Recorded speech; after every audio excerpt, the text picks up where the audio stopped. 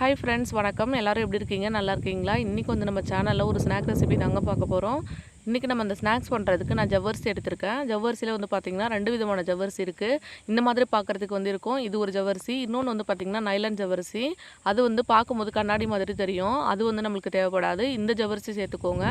இதுதான் வந்து பார்த்திங்கன்னா சூப்பராக வரும். ஸோ ஃபஸ்ட்டு இந்த ஜவ்வரிசி ஒரு கப் அளவு நான் எடுத்து இந்த மாதிரி வந்து ஒரு பவுலில் சேர்த்துருக்கேன். பார்க்குறதுக்கு இந்த மாதிரி அரிசி மாதிரி இருக்கும் இந்த ஜவ்வரிசிங்க. இப்போ இது வந்து தண்ணி சேர்த்துட்டு நல்லா வந்து ஊற வச்சுக்க போகிறோம். ஜவ்வரிசி வந்து ஒரு 1/2 அன் ஹவர் ஊறிச்சு அப்படின்னா போதும். அதே மாதிரி நம்ம உளுந்தும் ஊற வைக்கிறோங்க. இப்போ ஜவ்வரிசி தண்ணி சேர்த்து வச்சாச்சு. நான் உளுந்து எடுத்து வச்சுருக்கேங்க. இந்த உளுந்து வந்து பார்த்திங்கன்னா நீங்கள் ஜவ்வரிசி எவ்வளோ எடுத்தீங்களோ அதில் பாதி அளவு எடுத்துக்கோங்க. இதையும் வந்து தண்ணி சேர்த்துட்டு நல்லா வந்து ஊற வச்சுக்கோங்க.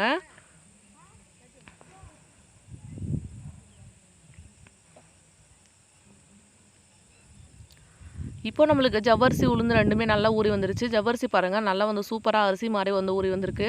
அதே மாதிரி உளுந்தும் ஊறியாச்சு. இது ரெண்டுத்தையும் வந்து தண்ணி சேர்க்காமல் நல்லா வடமாக வரைக்கிற மாதிரி அது மாதிரி அரைச்சி எடுத்துக்கோங்க. இது கூட வந்து பார்த்திங்கன்னா கொஞ்சமாக மிளகு, சீரகம், உப்பு சேர்த்து வச்சுருக்கேன் நான். இதெல்லாம் சேர்த்ததுக்கப்புறமா நீங்கள் வந்து சீரகம் கூட சேர்க்கணும்னு அவசியம் இல்லை. நீங்கள் மிளகு மட்டும் சேர்த்துட்டிங்க அப்படின்னா போதும். இன்கேஸ் நீங்கள் குழந்தைங்களுக்கு கொடுக்குறீங்க அப்படின்னா அதை தட்டி கூட சேர்த்துக்கோங்க. அடுத்ததாக வந்து நான் கொஞ்சமாக வெங்காயம் கட் பண்ணி வச்சுருக்கேன். அதையும் இதில் சேர்த்துக்கிறேன். கூடவே வந்து கருவேப்பிலை கொஞ்சமாக கையால் வந்து கட் பண்ணிவிட்டு இந்த மாதிரி சேர்த்துக்கிறேன். கருவேப்பிலை சேர்த்து செய்யும்போது ஃப்ளேவர் ரொம்ப சூப்பராக இருக்கும். கண்டிப்பாக வந்து கருவேப்பிலை சேர்த்துக்கோங்க. இது கூடவே கொஞ்சம் தேங்காய் வந்து குட்டி குட்டியாக கட் பண்ணி கூட நீங்கள் சேர்த்துக்கலாம். அதுவுமே டேஸ்ட் ரொம்ப சூப்பராக இருக்கும். அடுத்ததாக வந்து பார்த்திங்கன்னா நான் கொஞ்சமாக மல்லித்தழை கட் பண்ணிவிட்டு அதையும் சேர்த்துக்கிறேன். நீங்கள் வெங்காயம் இல்லாத பட்சத்தில் வெங்காயத்தை வந்து ஸ்கிப் பண்ணிவிட்டு அதுக்கு பதிலாக நீங்கள் வந்து தேங்காய் வந்து கட் பண்ணி சேர்த்துக்கலாம். இல்லை துருவி கூட சேர்த்துக்கலாம். அடுத்தது வந்து பார்த்திங்கன்னா நான் வயலுக்கு வந்துட்டேன். இங்கே இருக்க அடுப்பில் வந்து உங்களுக்கு நான் வந்து இது வடை போட்டு காமிக்கிறேன்.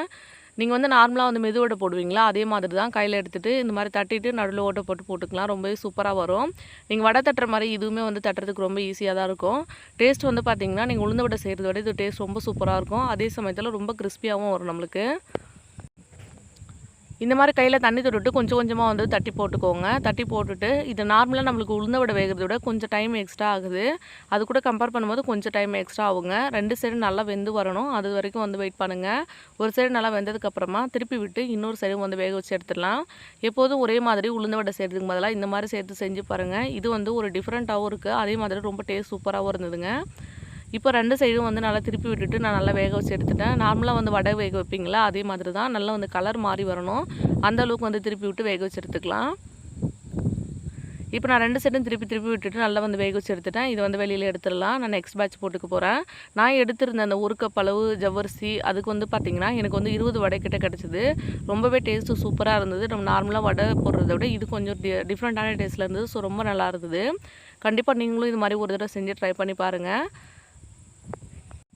செஞ்சு பார்த்துட்டு எப்படி வந்ததுன்னு சொல்லி மறக்காமல் எனக்கு கமெண்ட் பண்ணுங்கள். இந்த வீடியோ உங்களுக்கு பிடிச்சிருந்தது அப்படின்னா நம்ம சேனலை மறக்காமல் சப்ஸ்கிரைப் பண்ணிக்கோங்க. அப்படியே பக்கத்தில் இருக்க பெல் ஐக்கனும் கிளிக் பண்ணிக்கோங்க. அப்படி தான் நான் போடுற எல்லா வீடியோக்கும் உங்களுக்கு வந்து நோட்டிஃபிகேஷன் வரும். நிறைய வீடியோ வந்து மிஸ் பண்ணாமல் நீங்கள் பார்க்க முடியும். இந்த வீடியோ வந்து ஃபுல்லாக பார்த்ததுக்கு ரொம்ப ரொம்ப நன்றி. தேங்க்யூ. தேங்க்ஸ் ஃபார் வாட்சிங். Bye friends.